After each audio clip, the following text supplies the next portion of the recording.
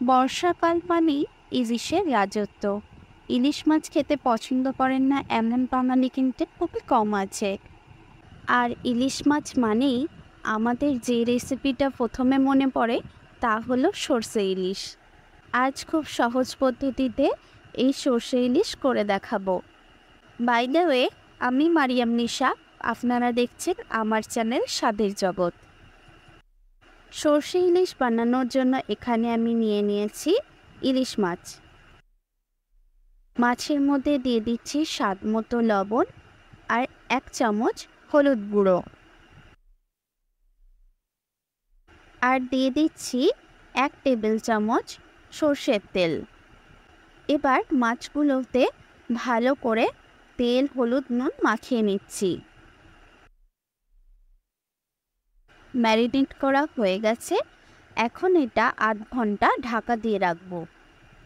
এবার একটা mixing jar নিয়ে নিয়েছি, এর মধ্যে দিয়ে দিচ্ছি 2 টেবিল চামচ কালো সর্ষে আর 2 টেবিল চামচ হলুদ সর্ষে। দিয়ে দিচ্ছি 3টে কাঁচা লঙ্কা আর সামান্য জল। এখন এটা 5 মিনিট ভিজিয়ে রেখে তারপর একটা মিহি পেস্ট তৈরি করে নেব। মিহি পেস্ট তৈরি হয়ে গেছে। এবার একটা বড় কাচের বাটির মধ্যে এই পেস্টটা নিয়ে নিচ্ছি। মিক্সিং জারের মধ্যে কিছুটা মশলা লেগে আছে, তাই এতে জল দিয়ে বাটির মধ্যে ঢেলে নিচ্ছি। এখন সব কিছু আরও একবার ভালো করে মিশিয়ে নিয়ে এটাকে ছেঁকে নেব।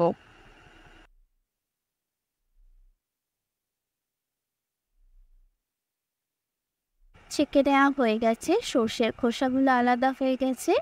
এখন একটা ক্লিন মিক্সার পেলাম, এটা সাইডে রেখে দিচ্ছি। এবার মূল রান্নায় চলে আসি। এখন এখানে একটা ফ্রাইং প্যান নিয়েছি আর এর মধ্যে দিয়ে দিচ্ছি 4 টেবিল চামচ সর্ষের তেল। তেল গরম হলে এর মধ্যে দিয়ে দিচ্ছি 1 চামচ হলুদ গুঁড়ো। হলুদ ভালো করে তেলে মিক্স করে নিচ্ছি। এখন এর মধ্যে দিয়ে দিচ্ছি ছেঁকে রাখা সর্ষের মিক্সারটা।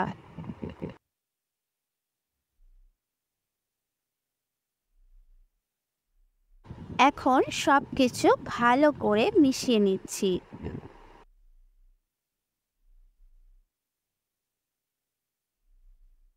এটাকে ভালো করে ফুটতে দেব এবং এটা কিছুটা ঠিক হওয়া পর্যন্ত ওয়েট করব।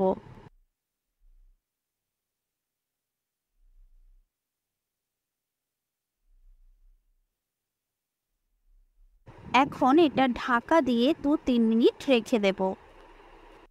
2 মিনিট পর লিডটা তুলে দেখছি, গ্রেভি অনেকটাই ঘন হয়ে এসেছে। আরও একবার ভালো করে নাড়াচাড়া করে দেব। এবার এর মধ্যে একটা একটা করে ম্যারিনেট করে রাখা মাছগুলো দিয়ে দিচ্ছি। এই সময় গ্যাসের ফ্লেমটা লোতে রেখেছি। এখন মাছগুলোর উপর একটু গ্রেভি এইভাবে দিয়ে দিচ্ছি।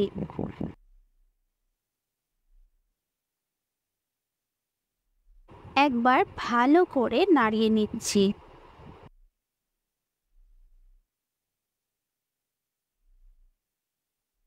এখন এর উপর কয়েকটা চেরা কাঁচা লঙ্কা দিয়ে ভালোভাবে আর একবার নাড়িয়ে নিচ্ছি।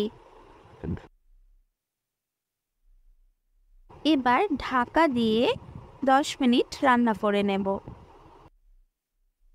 2 মিনিট পর একবার ঢাকা খুলে দেখছি যে গ্রেভি কতটুকু আছে।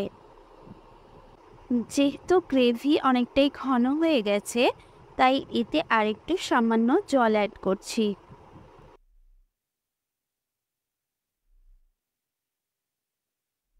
এখন আরও একবার ভালোভাবে নাড়াচাড়া করে নিয়ে এবার ফাইনালি কুক করে নেব।